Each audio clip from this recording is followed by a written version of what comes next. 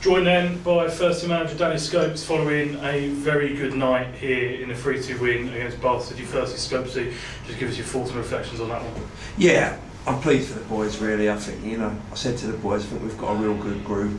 We haven't been able to quite put our finger on it of why the results haven't been coming.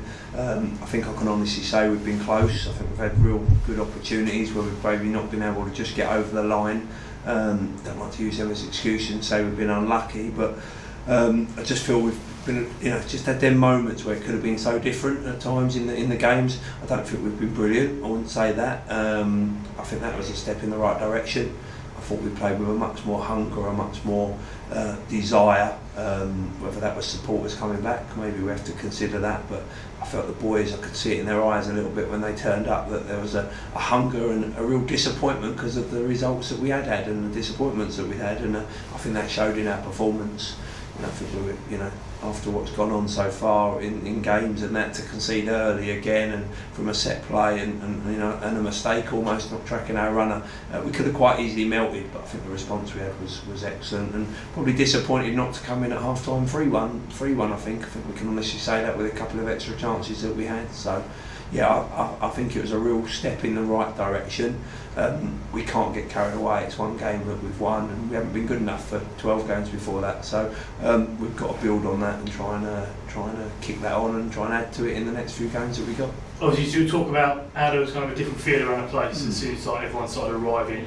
It's obviously then probably quite a frustration that Bath got stuck in traffic. How well do you think the players kind of dealt with then, I suppose, kind of extra hour and a half, kind of waiting for the game to get going? Yeah, I think it's never easy, is it? It's never easy for Bath. I don't think you have to consider them as well. It's not great for them sitting on a coach in that sort of traffic, and it's a long way to come. It's one of the pitfalls of playing in this league. You have to accept that at times. It's not easy for us, but what I was pleased about, didn't have no moaning or no energy sapping. The boys just listened to what was going on. They readjusted, it gave them time to sort of stretch and get ready, and I thought the focus was excellent. And sometimes you could lose that. I don't put the first goal down to that. I think it's just a judgment error and a good free kick corner play from them maybe. But I thought our focus was really good, and when you're getting tired and fatigued, and they got back into it again at 2-1 and a penalty, I thought we had a moment where we needed just to take a breath, and we did, and regrouped, and I thought we were going to win it. I thought we were knocking on the door. I thought we might have a little bit more energy from not playing so many minutes Saturday as well, and their coach journey, and I think that paid at the end with us on the front foot and obviously getting the goal. Obviously then, you talk about some of the players just being kind of a relentless effort. I certainly thought Alex Ward was superb. He just kind of, I don't think he came off and was absolutely dying and looking for air. Yeah. He was relentless. How important was it, obviously, after 2 games without him, for him to come back and really stamp his kind of authority on that number 9 shirt? Yeah, definitely. I thought he was unlucky when it was a good save from the goalkeeper.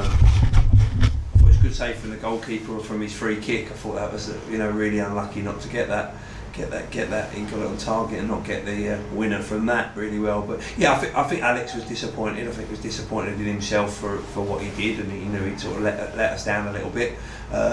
He spent the time sort of reflecting and getting his body right, which I think has probably been a benefit. He was struggling towards the end for the last sort of 10 minutes to keep going, and but I wasn't taking him off because I thought he might go and get us a winner, and we wanted to win this game, and I think that showed with our substitutions and going on the front foot. But no, I was pleased for Alex. I thought he turned up with a real good determination, real positive energy and attitude, and caused them problems all game. Obviously then, finally, Ryan Charles has obviously had a couple of injury niggles this season. Was loaned out to Canvey Island, but obviously they're not playing. How good is it, firstly, to see him obviously feature on Saturday and tonight, and obviously for a little guy to jump so high and score a winner? How good is that to see?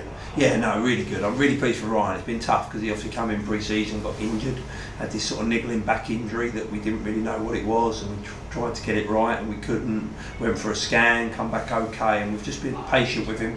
Could have probably rushed him in a little bit quicker, but we've been patient. Credit to Abby, she's worked with him really well. I thought she's been really good with him and got him working, doing what he needs to do. He needs a bit of a push at times, and she has worked really hard on him, and we've been patient, and he probably come on at the right time, we felt, with what he had left, and he got that about him. I think he's got that bit of air about him that he can come on and take control of a game, looks after the ball well and looks a threat, and good jump obviously to score the winner, and I think that'd be good for him, because I think that'd build his confidence up, and new to the level, another one that's come up through the levels that we've had to take a gamble on, and hopefully that goes a long way to pushing him on, and I think once we get him fully fit, then obviously he'll be an asset to our squad. We'll then quickly touch on Billy Roast. He's joining the 100 club here tonight. How good for a player like him, firstly to reach that kind of milestone. It's always nice to reach 100 appearances, but also how good was his performance tonight, because at times he was a rock in the heart of defence. Yeah, definitely. No, I thought he was excellent. I thought he was very front foot. He was, their forward, probably I would say one of the best forwards in the league, and I thought Tyrone and Billy looked after him really well. A couple of scares, but I thought they done really well. Billy was front foot, won his headers, won his tackles, and made his blocks and his clearances, and that's all we asked from him today. We said go in there. He's been playing probably in a slightly different position to where we had been seeing him featured. It was an opportunity for him, and I think he went in and took it. And it's up to Billy now to back that up with more performances and trying to get a bit of consistency in his play when he gets an opportunity, whether that be as a centre half or whether that be in midfield. And he's capable of doing both, and it's just getting a bit of consistency in a performance in what he can do. But I think he relished going back there a little bit today. I thought he found it a little bit easier coming onto the ball rather than in the midfield role, and I think that showed in his performance. And I thought defensively we looked nice and compact and nice and solid, and I think the boys in front, we asked people, Bridge and Tozan, to do slightly different jobs today, and they did that. I thought nice and compact, nice and solid, and probably limited Bath to half a dozen sort of chances probably.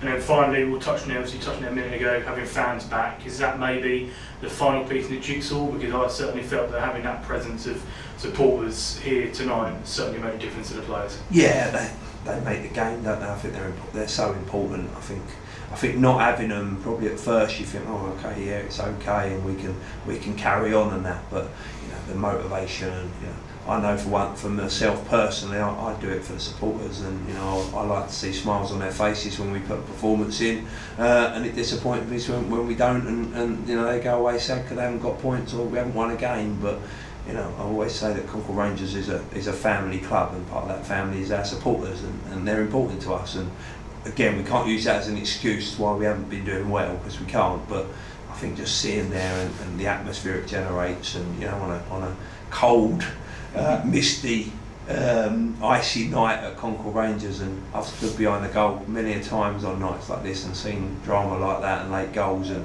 that's what Concord Rangers are about. And I think you see a bit of that tonight, and got to try and drum that into the group to carry that on. Perfect. Strategy as always. Great to catch up, and we'll speak to you soon. Thank you. Cheers, mate.